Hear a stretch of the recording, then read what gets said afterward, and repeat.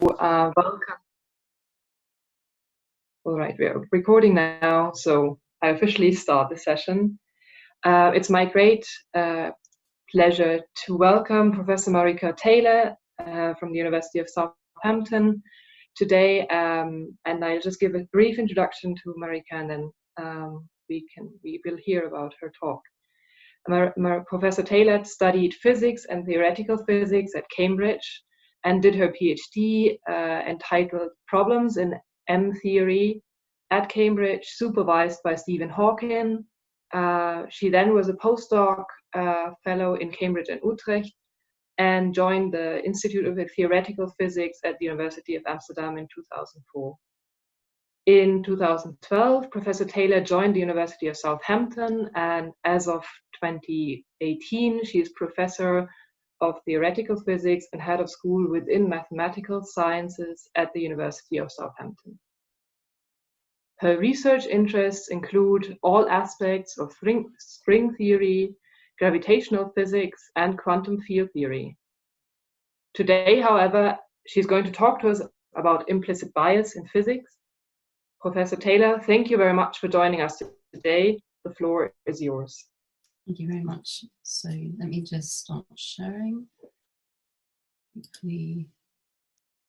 Okay. So yes, today I'm going to talk to you about implicit bias in physics. Sorry. For now, I cannot see you. Sorry for interrupting. Yes. I cannot see the screen so far. Let me see. Yeah, now it looks good. Now it's good. Okay, yeah, so it was just coming up and showing me that I needed to change some settings. So hopefully it's okay now. Perfect. Thank you. That's fine. Okay. So I'm going to talk to you about implicit bias in physics. So just to give sort of some context about the introduction you just heard, it was mentioned that I'm head of school, so I'm head of operational research, statistics, mathematics, applied mathematics, theoretical physics, so quite a diverse range of disciplines. And when you become the sort of, management position, I think you really start thinking about the way you make your decisions, optimal leadership. And for me, bias immediately is something that is entwined with your leadership decisions. And I increasingly became interested on how to work with colleagues for us to understand where bias was coming into our decisions and how to make better decisions. And that's very much the context of the talk that I'm going to give here. I do have some research interests sort of on the side on studying sort of gender in science. I'm working with sociologists, but I'm giving this talk very much as a physicist and as somebody who's used to kind of leading research groups. So a sort of general introduction. I think we all recognize that when we make decisions, that this gets affected really unconsciously by our backgrounds, our development, our experience, and our cultures. And we know that, in many situations, we almost instinctively make decisions. We make very fast judgments and assessment of people and situations. And those biases can often remain, even when we sort of slow down our thinking and we become somewhat aware of them. So there's a very famous book, many of you here may have seen this book. I should have looked up actually the German translation of the title, but the English name for this is Thinking Fast and Slow. And it's written by a Nobel Prize winning economist. His work is, the work for which he received the Nobel Prize was work on judgment and decision making. And actually, if you're going to read sort of any book on the subject of biases, I quite recommend this because it summarizes work on cognitive biases and the effect called anchoring. So that's relying too heavily on one piece of information. In the physics context, anchoring might be looking too much at, say, somebody's publication record, relying too much on citations or the journals in which they've published or the research group from which they came. So I'm not going to go into the sort of, the theory of this, but there are many different types of biases which are discussed in that book, and these can all arise in academic contexts. So many sort of behavior and decision-making biases have been defined and described. So affinity bias is when you are drawn to people who are quite similar to you. Confirmation bias is when you have a sort of a pre-assumption that, somebody's particular ability or lack of ability. So, you think that somebody from Harvard, a graduating student from Harvard, your instinct is that, they're better than a student who's coming from maybe a lower ranked university. Halo bias, attribution bias, in-group bias. I won't go through and define them because the words themselves give you a sense of the connotations of what they are. Now, often when we talk about implicit bias in physics, people are doing this in the context of gender equality initiatives. But I think it's important to realize that this bias is affecting all decisions. In physics, of course, we have quite a low representation of women, and they are an out group, a minority group, and they may be particularly affected. They may be one of the groups that is affected by, implicit bias. But actually, there are all kinds of other out groups. So people coming from different institutions, different ethnic backgrounds. I'll give many more examples through the talk. So it's affecting really, it's not just about gender equality, it's actually affecting all of the decisions that we make. Now, when people talk about implicit bias, they often, encourage you to go and look at implicit association tests. So throughout this talk, I'm giving you some links that you can kind of go and click on after the talk and go and explore more. So Harvard have set up various tests that you can take on implicit associations. Essentially, they give you images and ask you to kind of make fast decisions about them. And, there are many people who say, well, I'm really aware of my decision making. I don't have any unconscious biases. The cartoon here is, well, the whole point is that when it's something that's unconscious, you're not aware of it. And the idea of these implicit associations is really to get people to sort of think and reflect. And so people who consider themselves very, very liberal, within these tests, still seem to be demonstrating biases associated with race and gender and so on.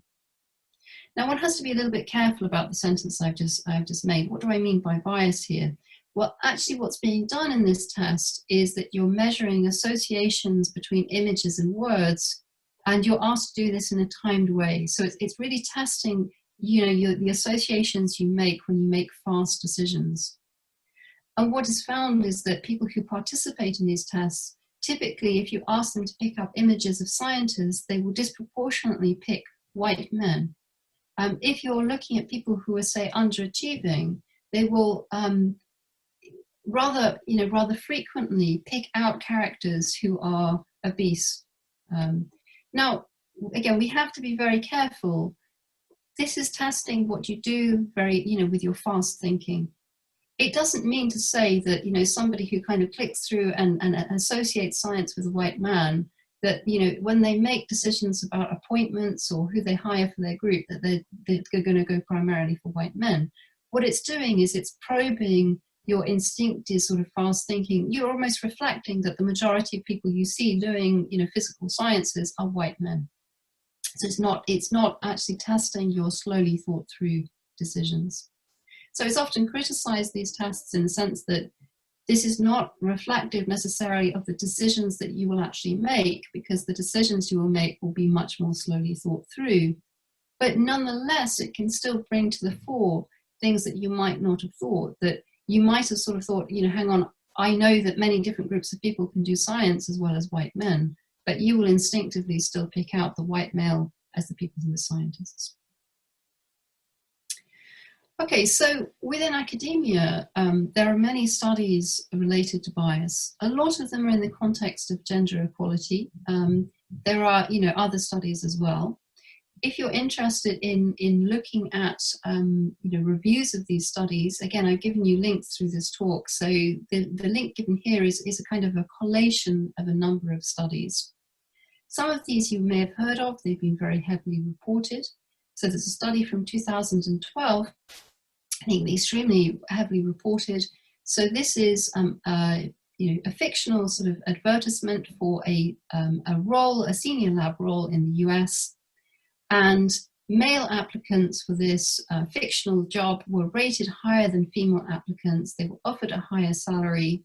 So this was the case regardless of whether the person who was, the professor who was doing the rating was male or female. And so in this particular study, what happened was that they sent in identical CVs, apart from names which distinguished between male and female.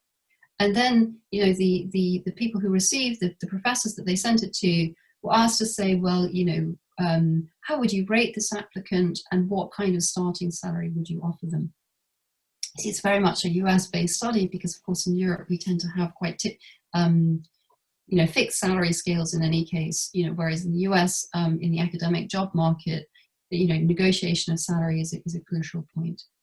And as I said, one of the interesting things of this study is that female lab leads rated the male applicants higher. So it wasn't just men who were rating the male applicants higher, women were also doing it.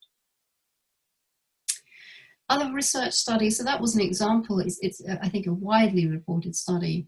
Other kinds of research studies, so there are many studies within Europe showing that people with kind of characteristic European names are more likely to be shortlisted for jobs than people who have names which represent you know, different origins from around the world, you know, Asian, African names. And there are studies in academia and elsewhere.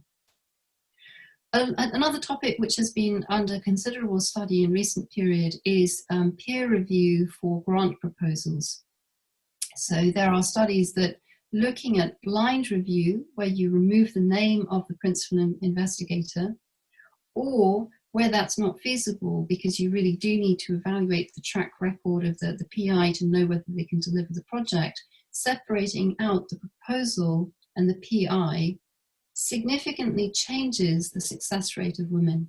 So this has been seen both in the Hubble Space Telescope in Bids for Time, it's been seen in the National Science Foundation in Ireland, it's been in Canada, and actually the UK has very recently picked this up for EPSA, the Engineering Physical Sciences Council. They have a call which is out at the moment which has actually separated the proposal from the PI.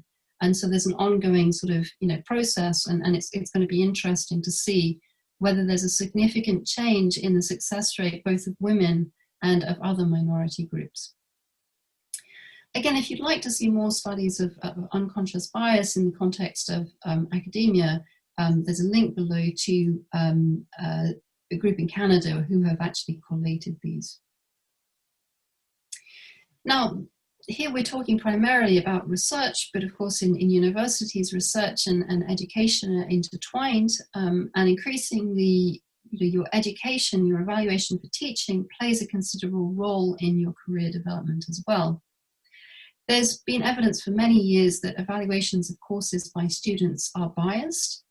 So again, I referenced you to a review.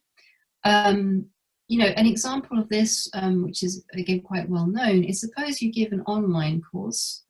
So this was done before the recent COVID pandemic when almost all courses have moved online, but an online course, so there's no direct instructor contact, no direct face-to-face contact with the instructor. This tends to be evaluated higher if the given name of the instructor is actually male.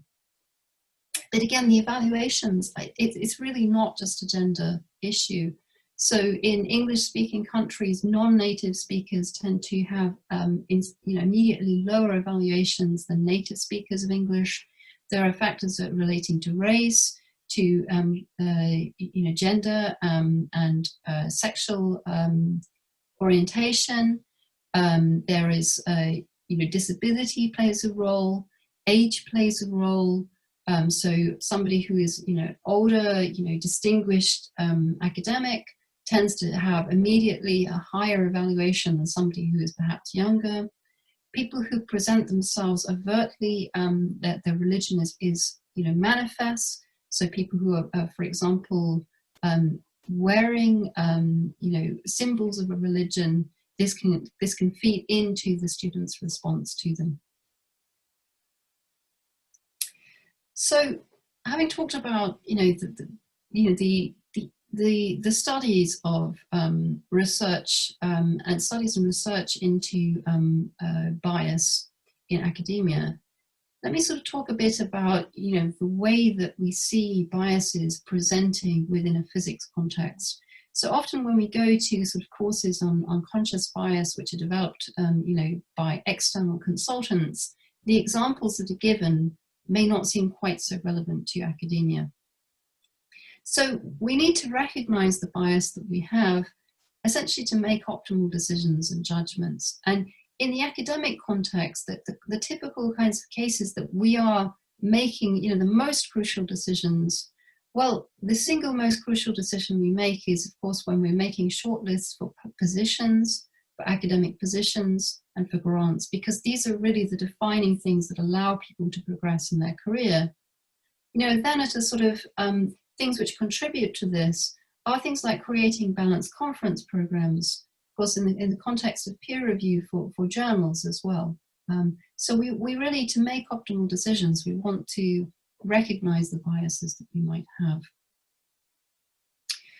So there are some very famous sort of movies which are made about manifest biases. I think I'm not going to click on the link here. I'm not sure it's going to sort of go across successfully and come back. I will leave it for you to watch afterwards. But this was a movie which was made by McKinsey & Co. That's the management consultants. So it's made in a business context. And what they do is they switch the stereotypical roles of men and women. So, women sometimes complain that, they're taken to be, the secretaries, the junior people in the office, even when they have a senior position. And in this movie, they switch that role over. There's a guy who says he's about to be a father, and his manager says, oh, so you're going to go part-time, you're not interested in career development anymore. Okay, so it's quite an amusing movie, but it's quite overt sort of biases and stereotypes. And I think in the context of gender equality, while female scientists historically certainly experience these kinds of biases, and perhaps these days do sometimes experience really manifest biases, such as their manager, their lab lead saying, well, you're not interested in career development anymore, now you have a kid. Many of the biases that are shown are actually much more subtle. And in this sense, I find these particular presentations can be a little bit misleading, because we can all say to ourselves, well, we don't do anything as bad as that. But we do things, all of us, which are a lot more subtle. So the kinds of things that can come into play specifically in academia, in things like physics, are, I should say I'm taking quite a lot from my own field of theoretical physics, but I do think it applies across all areas of physics. So in my field in particular, students coming from the top groups around the world have much more networking opportunities. Their work is more likely to be known by senior professors. And this, really gives them such an advantage in the postdoc market, because they've got that, higher profile. Meanwhile, somebody who's writing really, really good work, but comes from a smaller group, doesn't tend to have those networking opportunities, doesn't tend to be in the orbit of the really top groups, and it's much harder for them to get postdoctoral positions in those groups. So, we really, ideally we put achievements into context. We're really looking at whether postdoc candidates have the most potential. Research, as my field is extremely international, we hire from all around the world, and people do move all around the world for postdocs. But it's clear that, in Europe and the US, we disproportionately hire postdocs from our own circles within Europe and the US, even though there's some really fantastic work going on in other parts of the world, great work in sort of Japan and Korea and places like this. We don't tend to look there as much as we might do. Now, academic biases, these are sort of really taken from working with different groups in my university. So this is asking people to reflect on where they might have biases. So it's in kind of group interactive sessions. And these are some sort of real examples. So this is in the context of, teamwork, the first example. So this is a professor who runs quite a big group, and he works, really collaboratively with the students in the group.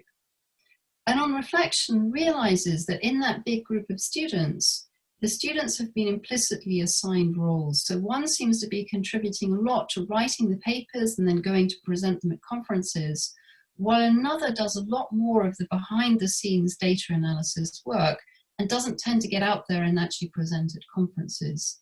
And you can see that that first candidate, the first person, has got that advantage, right? That they're very visible, you know, outside the university, whilst the second is doing a lot of really important work, but they're actually not going to the conferences. And somehow what's happened is that, you know, one was slightly better at writing, one was slightly better at analysis, and that they got assigned those roles. And implicitly, that's affecting the career development of those students. Here's a second example. This is really in the context of teaching, so plagiarism. So in a university with a lot of international students, one of our professors realizes that when there's plagiarism reported in the context of, you know, work that has been submitted, that they are intrinsically less sympathetic when judging cases involving certain groups of international students, that they tend to prejudge that certain groups of people from certain places might be guilty of plagiarism. Okay, and now you could respond to that and say, well, perhaps it's the case that, you know, if you look at the data, you know, it has been the case that there have been more plagiarisms from, you know, those groups of countries. That may be true, but actually if the professor is looking and judging the cases, he should not be using that prehistory. He should actually be looking at the case that's in front of him. And other kinds of biases, or you know, things that come into play.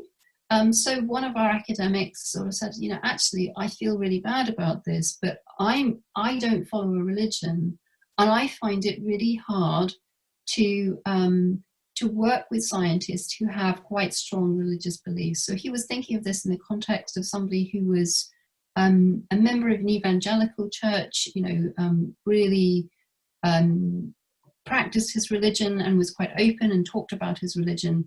And the academic said that he was entwining his opinions about their religious belief with his opinions of their scientific work.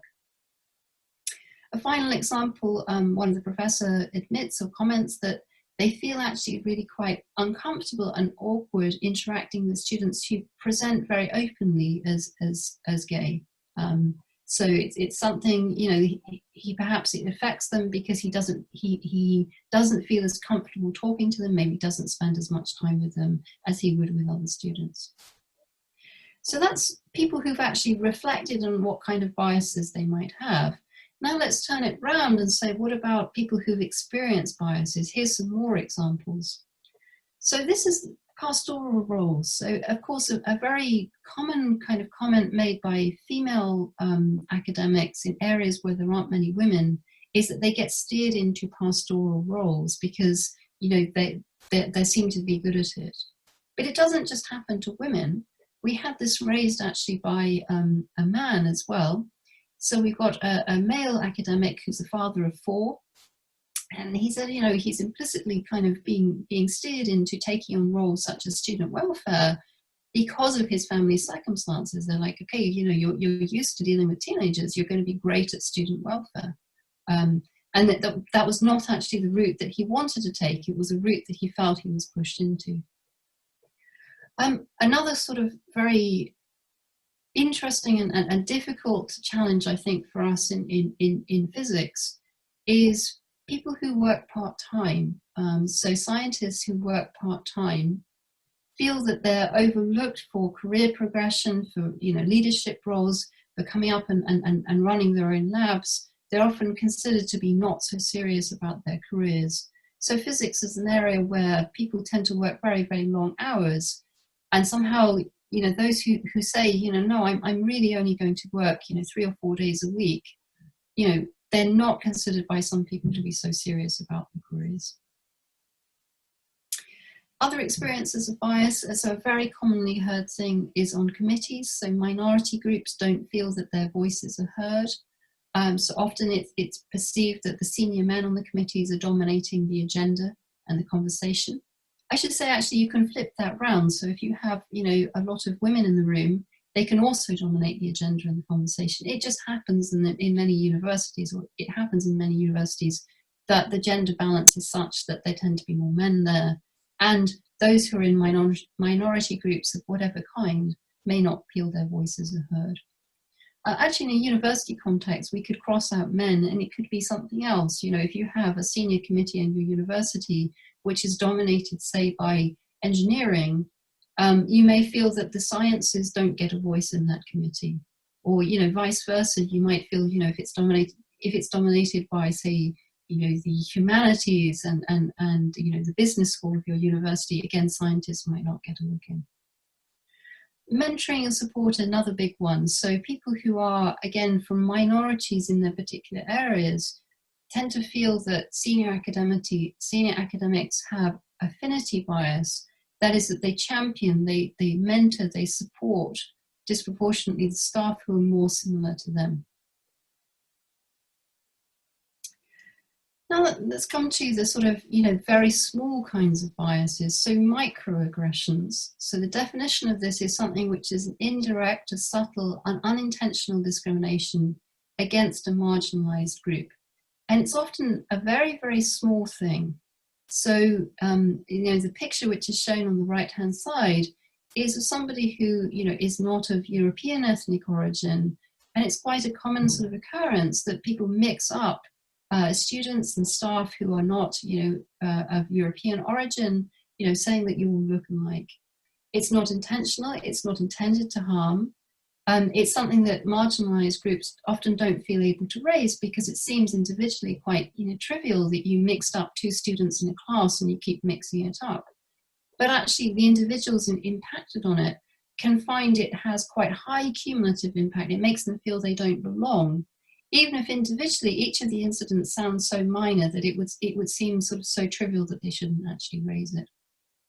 So I think microaggressions, maybe aggression is the wrong word because it suggests that it's really malintentioned, and often it's not. But this micro behavior, this small behavior, is a huge part of some minority groups feeling uncomfortable in physics and feeling that they don't belong there.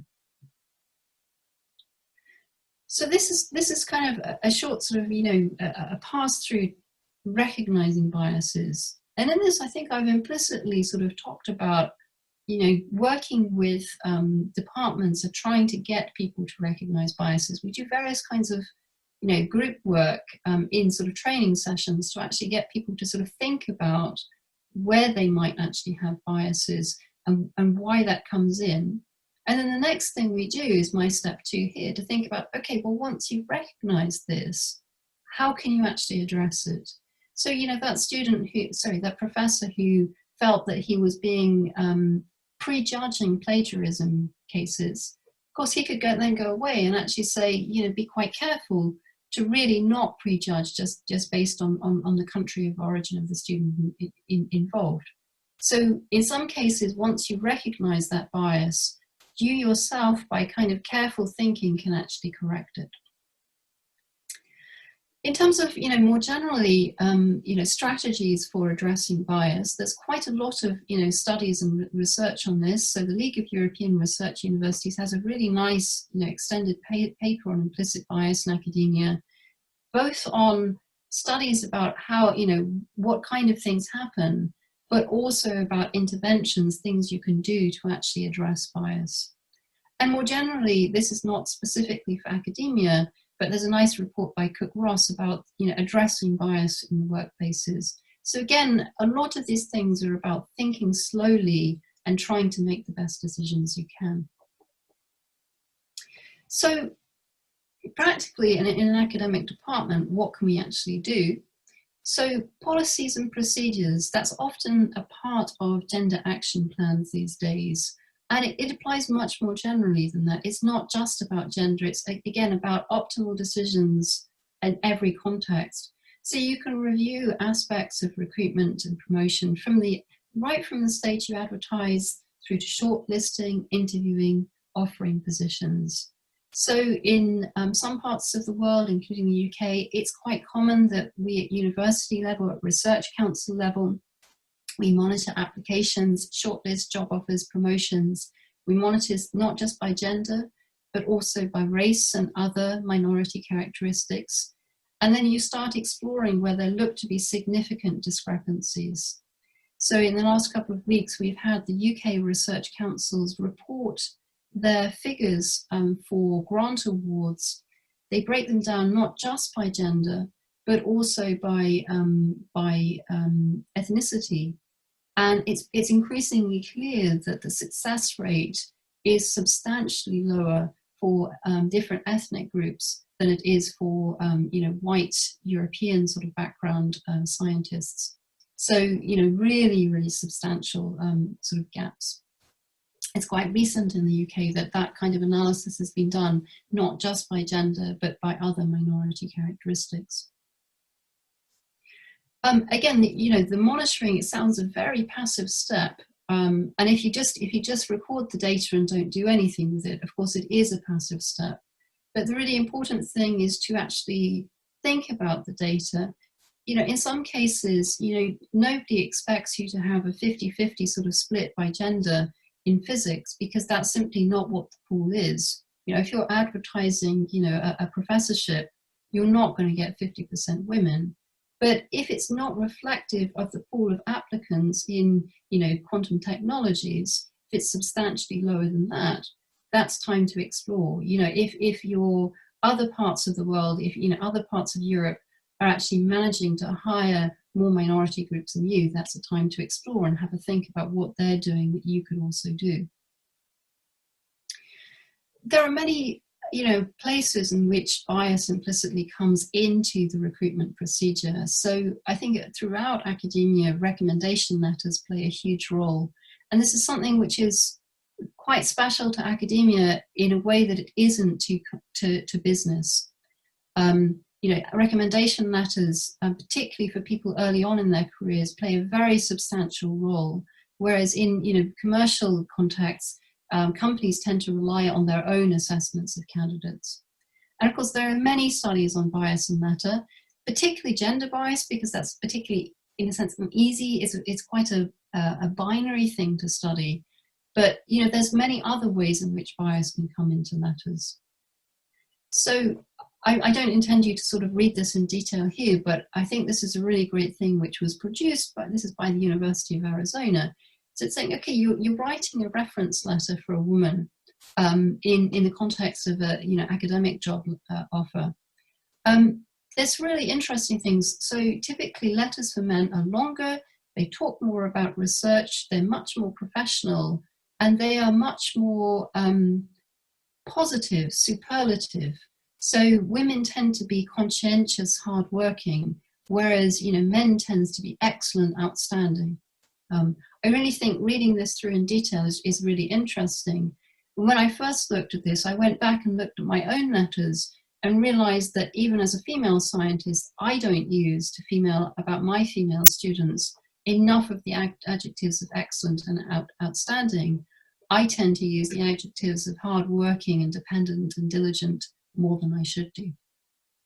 And this gives a whole sense of the person. You read a recommendation letter, you get that whole sense about the person. So if you're not writing a letter that's as strong as it should be, this will affect the person's prospects. So just to emphasize, this is taken from the last sort of, part of this, really thinking quite carefully about what adjectives you use to describe people is a really useful thing to do. You can also run your letters through a gender bias checker. So there's a link given here. So this is sort of trying to see, how many words are you using which are disproportionately associated with women or men. So what, words such as tactful, warm, helpful, disproportionately used for women, but probably not relevant for getting somebody a professorship, right? We don't hire somebody for a professorship because they're warm and helpful. We hire them because they are excellent, accomplished, and outstanding. Even before we get to the letter stage, of course, we put out job advertisements. And in our job advertisements, we also often have things which are subtly gender coding. So we tend to put out advertisements asking for this person who has, outstanding skills in all areas. So there's an expression in Dutch, I'm not sure there's an equivalent expression in German, of somebody who is multi-skilled being referred to as a five-legged sheep. So, we put out job advertisements in academia implying that this person must be absolutely skilled in every way. And women might be disproportionately likely to say, well, I only have 4 legs, so I can't apply for a job which requires me to have 5. But then many men will actually say, oh, but I have 3 legs and I'll develop the 4th as needed. Again, that's of course in itself a stereotyping.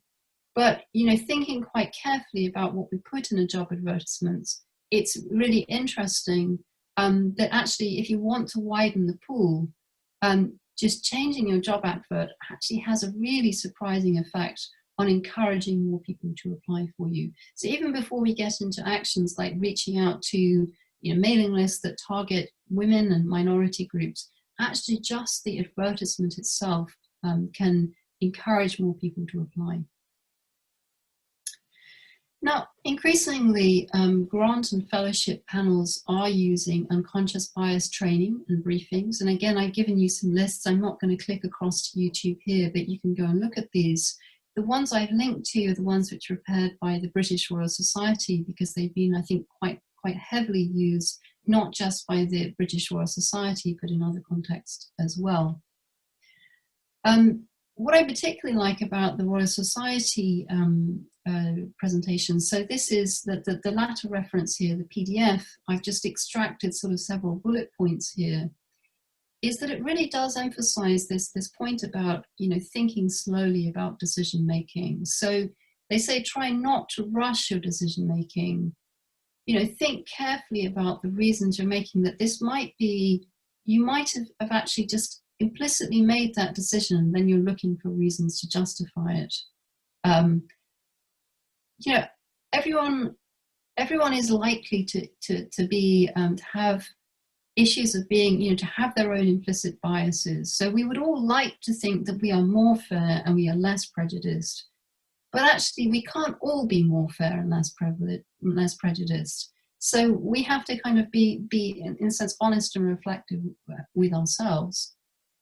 And another important point is it's a lot easier to detect bias in somebody else. And so what you need to be prepared to do if you're sitting on a committee meeting or an interview panel or an appointments panel is actually to be ready to call out some bias and actually question it when you see it. So that brings me into bystander training. So we've been talking about unconscious implicit biases, and when you go to training sessions in this, some people will often raise the fact that some biases don't seem to be unconscious. They do seem to be actually deliberate.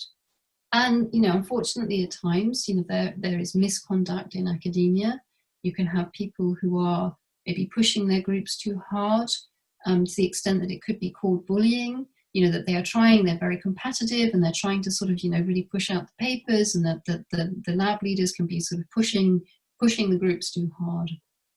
So bystander training is really about trying to confront behavior when you see it. So the example that we had at the bottom of this slide over here, it can often be quite easy on a panel to sense or to feel that somebody is being biased because they have an affinity to a particular group or a particular research area. But what's really difficult is actually calling that out and finding a way to raise that. It's actually confronting somebody. And similarly, when you see somebody who is, going one stage further, perhaps, so it's not just an implicit affinity bias, but actually maybe really a conscious bias, it's really quite difficult to challenge it.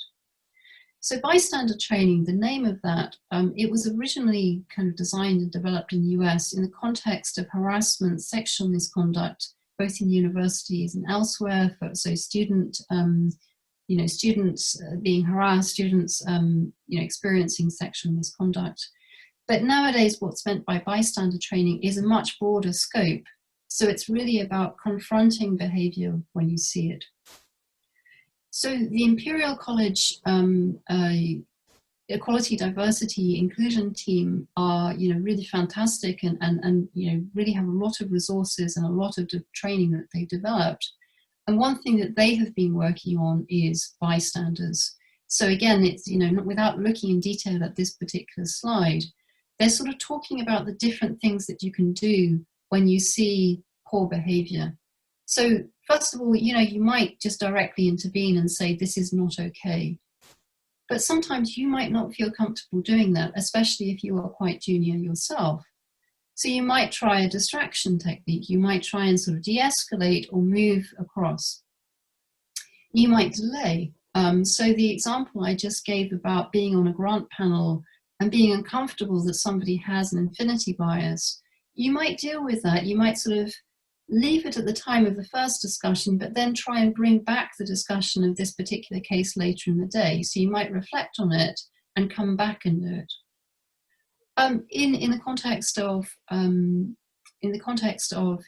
that happens in your lab environment, particularly for junior people, the appropriate thing might be to do delegation. You might try and approach somebody who's more senior, who's got more authority or more social power. It's much easier in a sense for a senior person to deal with it.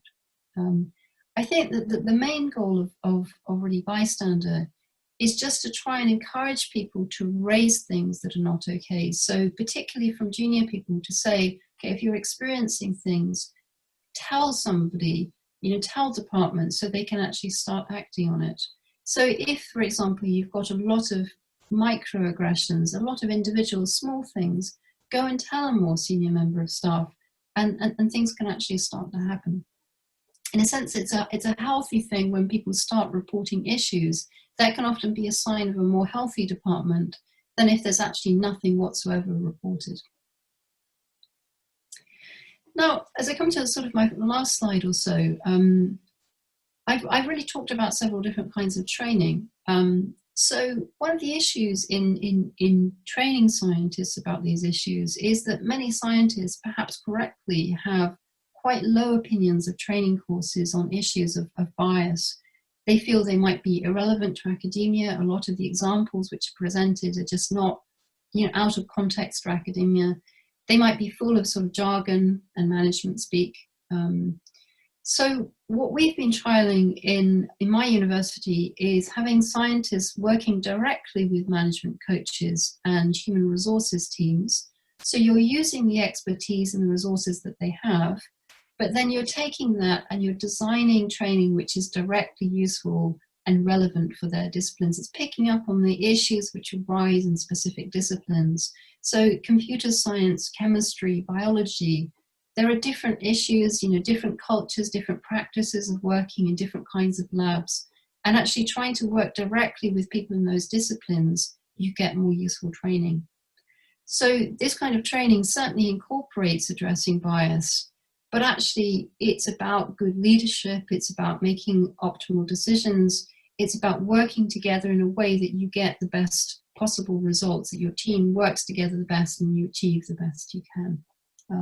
And personally, I'm advertising it because I think that this is arguably going to be a more effective approach than trying to train people just specifically on bias. It's incorporating into how do you run your lab in such a way that you work together the best you can. So let me summarize.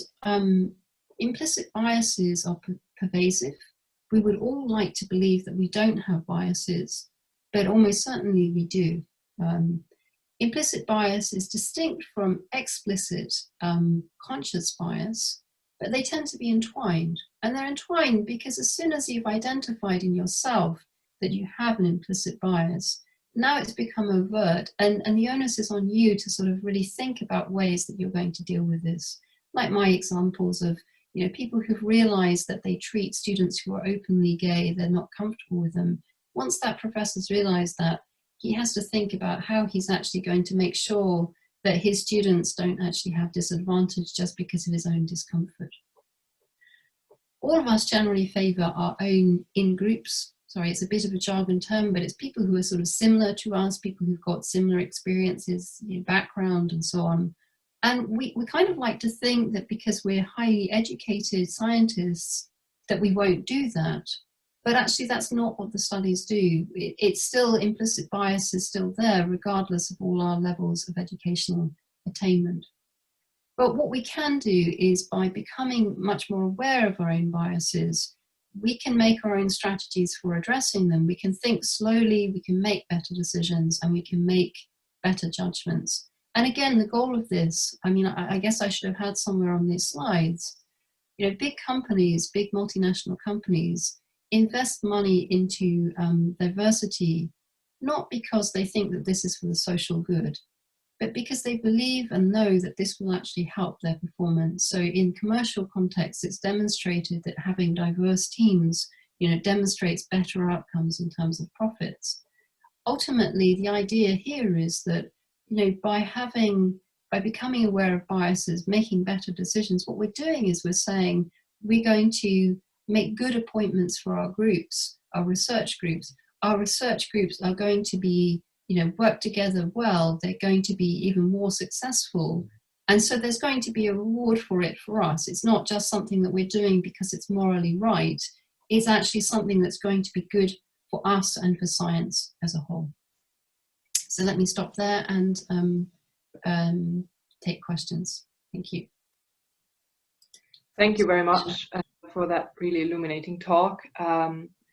I would like to hand over to Marie-Carmen, who's our Equal Opportunity Manager, one of them, and she will manage the questions and answers. And I would say we have something like 15 minutes for questions and answers, and then there will be a roundtable. Yes, thank you. So thank you, Barbara. Thank you very much for the very nice and clear talk. I would like just to remind again everybody to ask their questions on this link that was provided in the chat. And there are already a couple of questions for you. So the first one, it starts, I know it's a little bit off topic, but isn't it a sign of a different problem when helpful, dedicated, hardworking, and diligent are bad things to write in a recommendation letter? Yeah, I think that's an interesting point. So it's about I guess the balance. Yeah. So in a field such as mine, so just to set a little bit of context here, I come from theoretical physics, from string theory, which is very much a field where there's this idea of genius, right? And so the true genius is not meant to be hardworking. They're just meant to sort of throw things out. So it almost has a bad connotation when it shouldn't have. So I think it shouldn't be intrinsically a bad thing to write. I mean, it's obviously good that you're hardworking, that you contribute, that you're a member of a community, you're diligent, but that it also has to be entwined with the fact that you are hardworking and you produce outstanding work. You are diligent, and this comes into excellent. I mean, it's the balance of these adjectives that comes out, and it's the fact that it becomes disproportionately with women that we talk about how hard they work, and we're almost sort of saying that you almost get the impression on reading some of these letters that they're working hard, but they're still not producing particularly good things. In my field, we do a central application process for postdocs, and we get about 400 applicants with 3 letters each. So that's 1,200 letters. And actually, if you can then, with that many letters, you can actually do some automated searches. And we do disproportionately talk about women being hardworking, and we don't talk about them being outstanding and successful. So I think it's a careful balance in summary. Yeah. Thank you. So another question is, do you have any thoughts? I guess this is much more broad. So do you have any thoughts on how we can work against such biases from an early education perspective? Yeah, and I think that's really important. I mean, when you work in diversity, you realize that at every stage of the pipeline, there are things that you should be doing. So when my children were young, I lived in Holland, and actually at the age of 1, there was bias in the nurseries that the girls were encouraged to play with the dolls and be nurturing, and the boys were encouraged to play with the trains. And one of my daughters, asked to have trains at home because she couldn't play with them at nursery. So there's something to be said of actually working with schools directly, even actually that young, to sort of talk about the biases that we're instilling in people. The UK Institute of Physics actually has a program about that. They work very intensively with high schools in the UK, and all the high schools they're working with, it's really interesting. See much higher uptake of women in physics, actually. So they work heavily with the physics high school teachers, the math high school teachers, and all the schools they work with actually see a significant increase in the number of women going into physics, and also other minorities, but okay, there's more evidence for women. So yeah, I think it's incredibly important. And hopefully increasingly in schools, people start to talk about these things a lot more, right? So people will be much more aware. So what ages would be? So if you have infinite resources, I think you start young. So I mean, in UK studies, we've identified that a lot of girls make their decisions about science in the ages of about 8 to 12. So it's much younger than you would think it was. You know, you think it's much later in high school, but actually it's down as young as 8 and 12. So there's increasing focus there. But as I said, you know, as a parent myself, I was fascinated to notice that this was starting at 6 months to 12 months old.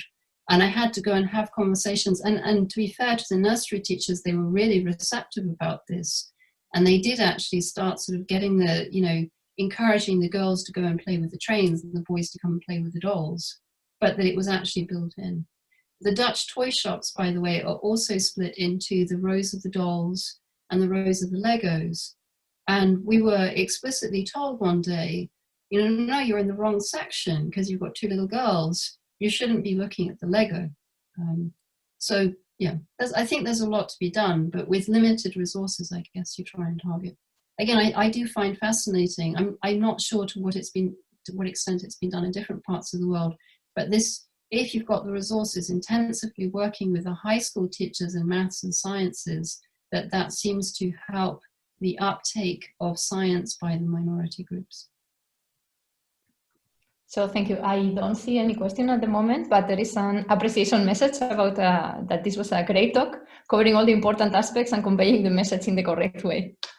So, and I would just like to remind you, everyone watching in the 2D or 3D environment, you have a Q&A button where you can ask questions. Just type in your question and we will see it and can answer it then. So, yeah, maybe while people type their question somewhere, I can also ask you something. So do you have any thoughts about the possible backfire of like pushing for these all these measures, right? Like all these trainings and all these insisting on this unconscious bias and so on. I think that's a really interesting point, and that's why, for one thing, I like to emphasize that this is not just a binary split about gender. That actually, you know, improving working conditions ultimately helps everybody. But you're absolutely correct that in, you know, scientific fields which are competitive, you know, and people perceive already that it's very, very hard to kind of, you know, progress and obtain a professorship, actually saying to people, well, you know what, we really need to make sure that minority groups get a fair hearing. That's a tough message, right? Because then people are saying, well, you know, it's going to be even harder for me. So yeah, I mean, it's of course in the context of the recent protests in the US of, you know, Black Lives Matter, people, you know, recognizing their white privilege. It is challenging, and in the world, you know, we're moving into an environment where, you know, the job environment is going to be incredibly difficult for people. I mean, this is not just academia, this is in general. And so saying to people, you know, hang on, you know, there's another group of people who are, you know, in a worse state than you, and we have to help them. This is a really difficult message. I guess one part of it is, you know, really there is something in it for everyone, in that actually, you know, making better decisions, making fairer decisions ultimately does help everyone. It should help you. It should help your research groups sort of do better. In terms of making training compulsory, and I don't tend to do that myself because I would rather that people are voluntarily in the room. I also like to kind of entwine it with other kinds of training. So you do some kind of carrots to actually get people in the room, and they feel that there's something good, and then you incorporate it in there. But it is, I mean, it's you know, it's tough, right? And you know, it's tough. I mean, I'm sure female scientists here will have also experienced, you know, that actually it's really tough as a female scientist, particularly in fields where you're a minority, But we do know that it's actually even worse for female scientists who are not white, right? Female scientists who come from, different parts of the world, scientists who come from the global south, people with disabilities. So, we've got to make it better for those people, even though it's kind of hard for ourselves as well. But yeah, it's a hard question. I don't think there's a simple answer to this one. And it's a slow process, right? I mean, people who want to sort of improve diversity, it's not going to change overnight, right? It's going to be incremental. And there may be some ups and downs. Some things I personally, I'm very skeptical about quotas, but I can see that in some places they can play a role. But I do think there's a lot of backlash to quotas. And that's a difficult thing to do. So when I was in Holland, we had some tenure track positions specifically for women, and they always carried a stigma that they were specifically for women, as if the people who were hired were somehow weak. And even when these women got ERC grants, that was dismissed. They got the ERC grants just because they were women, and then they got the next grant, and it was just because there was still always the stigma. That somehow they'd gotten this without having full competition against men. So I think what I take from that is that one has to be quite careful about one's initiative, what initiatives you do, and you have to think about the backlash. So also moving things to family-friendly hours. So my department has, as part of its gender equality plan, we no longer have seminars at 5 and 6 o'clock in the afternoon, which then go on to a bar. But some of my male colleagues are like, well, but this is not good. This is just, the department has changed for the worse. And actually that's something to take into account, right? It was right to change the seminars from 5 to 6 because anyone with young kids couldn't make them. It wasn't just women. But at the same time, we had to take into account that we made these guys unhappy. And we had to do something about that too. Yeah. Yeah, thank you. So I think you implicitly answered one of the questions, or a couple of questions, which were about your opinion on quotas. But there are still more questions. So could you comment on the corona-caused lack of publishing by women? Yeah, I think that's going to be a huge challenge, right?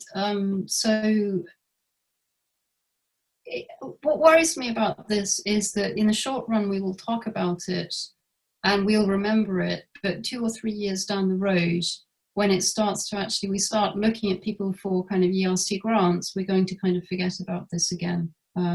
So it worries me a great deal that women and other groups are disproportionately affected by the current situation, and that this really is going to substantially affect the retention of minority groups in science. So, ultimately in 2 years' time, if you've got the choice, if funding is very scarce and you've got the choice between hiring somebody who's got tons of publications and somebody who didn't because they were, had family responsibilities, I think a lot of scientists are going to go for the first person and we're going to lose minority groups. Some of my colleagues actually are quite optimistic that this has been so much discussed that this could actually really change the way that we function, and that this will have positive impacts. I'm a little bit skeptical about it. And what for me I think is really hard is that, if somebody takes parental leave and it's on their CV as a gap, it's quite, people can judge this on a committee. But in this period, we've got people with children at home and they don't have a gap in their CV, but they've had all this extra family responsibility. It's hard to kind of filter it out. We'll have some people, it's hard to filter out. So in any household who's been doing it, So I find it deeply concerning. I also find it concerning that people are not. It's not just the papers which are coming out now. They're also not forming the collaborations that need to be the next generation of papers as well. In my field, it's noticeable in the online talks, online conferences, that it's disproportionately some groups of people. So it's going to have long-term impacts. And mitigating them, I think, is going to be challenging. Thank you. There are more questions appearing. So, what should fair representation of ethnicities be done with respect to. So, for instance, one could say that Germans are underrepresented at MPQ because they make up up to 90% of Germany, while Asians are overrepresented. Yeah, I think that's a really, really important subject, actually, and it's one that I bang my heads against with the in the UK we have a higher education statistics authority. We love collecting data, and you're absolutely right that it's far from clear that the representation of UK universities should be representative of the population as a whole in the UK, because we are an international community, right? And we want to be an international community. So where should the benchmarks be? That I think is very challenging. But let me just give you one sort of statistic in the UK. In the UK, we have around 25 female Black full professors. 25, that's out of a population of around 20,000 full professors. If you represented Black women according to the representation in the population of the UK as a whole, we should have about 500 to 600. So we're down by a factor of 30. So it's just so far off that you almost don't, the discussion of where should it be is almost a second order thing, right? We're just so far off. Not all fields, physics is a particularly international field, right? So when you go to humanities, social sciences, business, law, people don't tend to move around the world so much.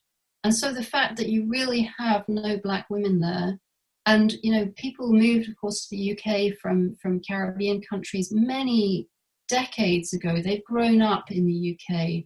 So they came through the UK education system and they disappeared. It's just indefensible. So that, I think it's just so clear cut. Now, if we look at other groups, so we have quite a high representation of people from West Asia, so places like India, Pakistan. And there, I think the question is very well placed of where should the line actually be? Should it represent the UK population, or should it somehow be representing the Indian science population, which is huge, right? Where should it be? But, there's already pretty good representation, so it's maybe 8-10% or something like that. It's not absurd compared to the UK population. Whereas the representation of Black women is just completely, it's just so far absurd that however we measure it, it's crazy. My own department is 50% non-UK staff, right? So, again, breaking this down as ethnicity and origin, I don't think is a sensible thing to do. So what advice would you give to women who feel that this bias is affecting their own confidence in their own work and abilities? Yeah, I think it's find a mentor and a network to support you. Realize that you are not alone. So one thing, I think problems of talking about these things is we can say, well, these are so slowly changing, nothing's getting better. But I think compared to, say, 20 years ago when I was a student, there is a recognition that this exists, right? People would even phrase this question. So go out there and find people. Maybe they won't be in your immediate vicinity, but go find people who are experiencing the same. And when you start talking with each other, you will realize that it's not just you. It's actually about, the environment you're in, and you'll actually be, I think, empowered to do more about it. So again, when I kind of grew up as a theorist, I was the only woman in the group, so there was no other woman to talk to, and it was just taboo to talk about these things. And then, people in the last maybe 10 years have started talking about it, and you realize that a lot of the things you experience were experienced by other people. And by the way, as you start talking about it, the men will start coming in and saying, well, but actually I feel that too. It's not a straight binary thing, right? Science is competitive, it's challenging. They're experiencing these things as well. And so hopefully people open up and talk more. But mentoring is the single, consistently shown to be one of the single most effective things that you can do. It's finding a mentor, getting that support, getting that guidance. So being proactive and finding somebody is, I think, a really good thing to do. Thank you very much. So I think we are out of time for the seminar, but the discussion can continue in the roundtable. So I thank you again and give the word back to Barbara.